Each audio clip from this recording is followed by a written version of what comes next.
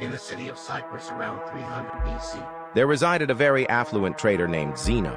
During a voyage from Phoenicia to Piraeus, his ship sank, taking all his cargo with it. This unforeseen event, completely beyond Zeno's or anyone's control, instantly transformed this wealthy man into a pauper. Imagine yourself in Zeno's shoes. How would you respond to seeing your entire life's work vanish due to nature's whims? What is the appropriate reaction? Would you feel anger, sadness, or a sense of betrayal by life? For many of us, these reactions would seem normal, but not for Zeno, the founder of Stoicism. One minor shift can endure indefinitely, and one small adjustment in your mindset can lead to significant and impactful changes down the road. The essence of Stoicism lies in acceptance and indifference. After studying the works of Socrates and other great philosophers, Zeno developed and taught Stoicism. According to Zeno, while we cannot control much of what happens to us, we can control how it affects us, and we must use this control effectively. Instead of lamenting over spilled milk, or in this case, sunken goods, Zeno maintained his composure, staying calm and neutral despite his misfortune. Today, people often perceive Stoics as unbreakable individuals who don't experience emotional extremes like fits of rage or anxiety. However, the original concept of Stoicism was much deeper. It wasn't just about being unemotional. It was a way to view, describe, and understand the world, a way of life that has endured for centuries. Stoic philosophy applies to contemporary situations, just as it did thousands of years ago, offering significant benefits. Stoicism helps us process negative emotions from adverse experiences and transforms them into thoughts that provide a unique perspective on the world. Perspective is everything, and everyone's experiences and perspectives differ. The Stoics gathered, discussed, and taught philosophy publicly, making their principles widely known. They believed that Stoic principles could benefit anyone and everyone, so it made no sense to confine this knowledge within the walls of a school or palace courtyards. Consequently, everyone from slaves to emperors could learn and become Stoics, and many did. Some of the world's most notable Stoics include Epictetus, originally a slave, Seneca, a renowned statesman, and Marcus Aurelius, a Roman emperor and one of history's most powerful figures. The early Stoics practiced what they preached, shunning all forms of segregation and leading the fight against inequality. They even coined the term cosmopolitan, meaning a citizen of the world. Today, we associate this word with diverse cities like New York, Toronto, Dubai, and London. This unity and togetherness were core to the Stoic message. Even when it wasn't popular, women were allowed to learn about Stoicism and become Stoics themselves. So why do so many people adopt Stoicism as a way of life? In a world full of unexpected events, our emotions can often interfere. In reality, we don't get sad merely because bad things happen. We get sad because unexpected bad things happen. Rain, for instance, is beneficial. It waters plants, provides for livestock, and cools the temperature. But when a dark cloud catches you without an umbrella, it's never a pleasant experience. Why don't we cry when it rains? Because we expect it, it's unavoidable, and we can't control the weather. Although it's unpleasant, the rain eventually stops, and the sun returns.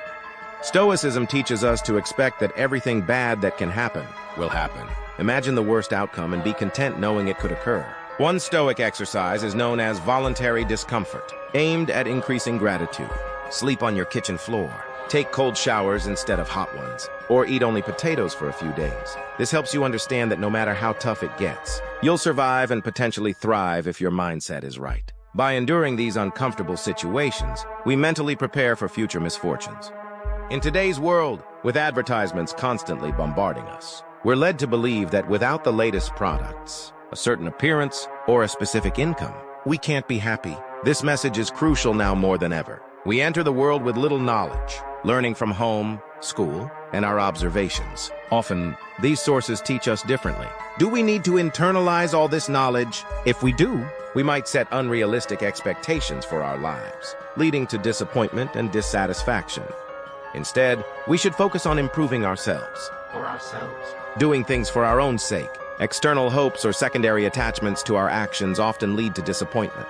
We might try to fill this emptiness with external things, buying fancy cars, houses, or starting families for their external value, not their internal worth. Stoicism teaches that placing your happiness in external forces, which can fail, is futile. Cars break down, natural disasters occur, and divorce rates rise. Even free things come at a cost: space, both physical and mental. As Seneca wrote, living with less creates space for what truly matters. We must place our happiness on our intrinsic value as humans, not on possessions. We must choose to maintain a cool head, regardless of life's challenges. We don't control most things that happen to us, but we control our reactions. This is the dichotomy of control, Stoicism's most crucial principle. By separating what we control from what we cannot, we determine our value from controllable aspects, not uncontrollable ones. Striving for goals is admirable, but breaking down when things don't go as planned is, from a Stoic's viewpoint, pointless. Making YouTube videos, while easier than being a Roman emperor, can still be challenging. You must form an idea, research it, script the video, create and edit it, make a title and thumbnail, and then upload it. Until you click upload, everything is in your control. However, once uploaded, the outcome depends on the YouTube algorithm. Many judge their YouTube or Instagram success by views and followers, metrics mostly beyond control. Stoics teach judging success by the effort put in, not by external outcomes. Trust the process. Consider someone working hard at their job for 6 months, expecting a promotion. When the boss declines, they might feel inadequate, not considering external factors like the boss's mood or the company's financial state. If they valued the quality of their work and continued striving for the promotion, they could be much happier. A Stoic doesn't view success by financial gain, but finds comfort in living a good life without material possessions. The 4 main virtues of Stoicism are wisdom, courage, temperance, and justice. Stoicism is the ability to distinguish between internal and external factors and to choose our reactions. Viktor Frankl said, "Between stimulus and response, there is a space, and that space is our power to choose our response." Courage involves persistence and resistance. Temperance or moderation means doing more with less, expressing more with fewer words. While figures like Jeff Bezos and Elon Musk vie for wealth, Stoics believe true wealth is having what's essential and enough. Justice, the most important virtue, teaches that no one should harm another. We were born to do good for each other, not for ourselves. Nelson Mandela, a famous African leader, read Marcus Aurelius' works during his imprisonment and practiced Stoic values throughout his life. Instead of seeking revenge, he urged his people to rebuild, stressing that the past was beyond their control and that they should focus on building a better future. In modern medicine, Stoicism underpins procedures like rational emotive behavioral therapy, REBT, and logotherapy. REBT helps patients identify and challenge negative thought patterns, replacing them with healthier beliefs. Logotherapy, based on the Stoic principle that humans are driven by purpose, helps find meaning even in dark situations. This is easier said than done, but it's a process. By redefining our value based on controllable aspects, we stop fixating on the uncontrollable, leading to a happier and more fulfilling life. Stoicism helps us navigate past and present storms toward calmer waters. And if our ship sinks, we find peace in knowing we lived well. Even if not as long as we hoped, everything has an end.